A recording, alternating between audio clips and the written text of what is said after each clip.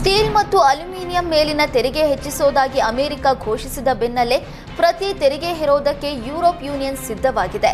ಅಮೆರಿಕದಿಂದ ಆಮದಾಗುವ ಕೈಗಾರಿಕೆ ಮತ್ತು ಕೃಷಿ ಉತ್ಪನ್ನಗಳ ಮೇಲೆ ಪ್ರತಿ ತೆರಿಗೆ ಹೇರೋದಾಗಿ ಯುರೋಪಿಯನ್ ಯೂನಿಯನ್ ಘೋಷಿಸಿದೆ. ಏಪ್ರಿಲ್ 1ರಿಂದಲೇ ಈ ತೆರಿಗೆ ಜಾರಿಗೆ ಬರಲಿದೆ. ಅಮೆರಿಕವು 2,44,000 ಕೋಟಿ ತೆರಿಗೆ ಹೇರುವ ನಿರ್ಧಾರ ಪ್ರಕಟಿಸಿದ್ದು, ಯುರೋಪಿಯನ್ ಆಯೋಗ ಕೂಡ ಅಷ್ಟೇ ಪ್ರಮಾಣದ ಪ್ರತಿ ತೆರಿಗೆ ಹೇರೋದಕ್ಕೆ ಸಿದ್ಧತೆಯನ್ನು ನಡೆಸಿದೆ ಎಂದು ಆಯೋಗದ ಅಧ್ಯಕ್ಷೆ ಉರ್ಸುಲಾ ವಾನ್ ಡೆರ್ ಲೆಯನ್ ಹೇಳಿದ್ದಾರೆ. ನಾವು ಯಾವತ್ತಿಗೂ ಮಾತುಕತೆಗೆ ಮುಕ್ತವಾಗಿದ್ದೇವೆ. ವಿಶ್ವವು ಭೌಗೋಳಿಕ, ರಾಜಕೀಯ ಹಾಗೂ ಆರ್ಥಿಕ ಅನಿಶ್ಚಿತತೆಯಿಂದ ಹೊಯ್ದಾಟ ನಡೆಸ್ತಾ ಇದೆ.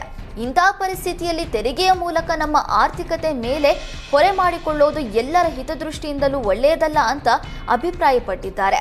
ಆಸ್ಟ್ರೇಲಿಯಾ ಪ್ರಧಾನಿ ಆಂಟೋನಿ ಆಲ್ಬನಿಸ್ ಕೂಡ ಸ್ಟೀಲ್ ಮತ್ತು ಅಲ್ಯೂಮಿನಿಯಂ ಉತ್ಪನ್ನಗಳ ಮೇಲಿನ ಅಮೆರಿಕದ ತೆರಿಗೆಯು ನ್ಯಾಯಸಮ್ಮತವಲ್ಲ ಅಂತ ಹೇಳಿದ್ದಾರೆ.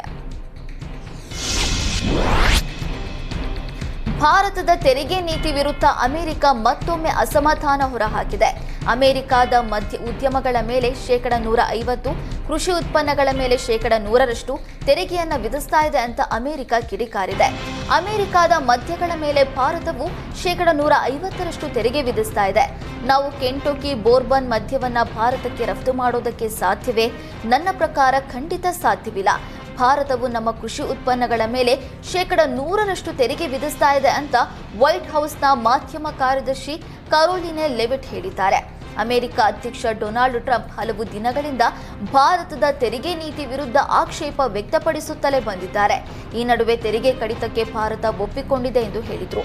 ಆದರೆ ಮೋದಿ ಸರ್ಕಾರ ಮಾತ್ರ ಅಮೆರಿಕದ ಜೊತೆಗಿನ ತೆರಿಗೆ ವಿಚಾರವಾಗಿ ಯಾವುದೇ ನಿರ್ಧಾರ ತೆಗೆದುಕೊಂಡಿಲ್ಲ ಅಂತ ಸಂಸತ್ತಿಗೆ ಸ್ಪಷ್ಟನೆ ನೀಡಿದೆ.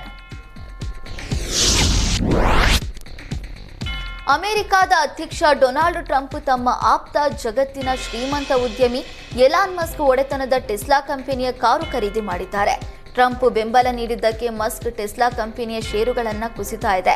ಹೀಗಾಗಿ ನೈತಿಕ ಸ್ಥೈರ್ಯ ತುಂಬೋದಕ್ಕೆ ಟ್ರಂಪ್ ಕಡುಗೆಂಪು ಬಣ್ಣದ ಕಾರನ್ನು ಯಾವುದೇ ರಿಯಾಯಿತಿ ಇಲ್ಲದೆ $80,000 ಕೊಟ್ಟು ಖರೀದಿಸಿದ್ದಾರೆ. ಕಾರು ಚಾಲನೆಗೆ ಅನುಮತಿ ಇಲ್ಲದ ಕಾರಣ ಶ್ವೇತಭವನದ ಸಿಬ್ಬಂದಿ ಓಡಿಸಲಿದ್ದಾರೆ ಅಂತ ಟ್ರಂಪ್ ಹೇಳಿದ್ದಾರೆ. ಖರೀದಿ ಬಳಿಕ ಕಾರಿನೊಳಗೆ ಕುಳಿತು ಟ್ರಂಪ್ ಮಸ್ಕ್ ಫೋಟೋಗೆ ಪೋಸ್ ನೀಡಿದ್ದಾರೆ.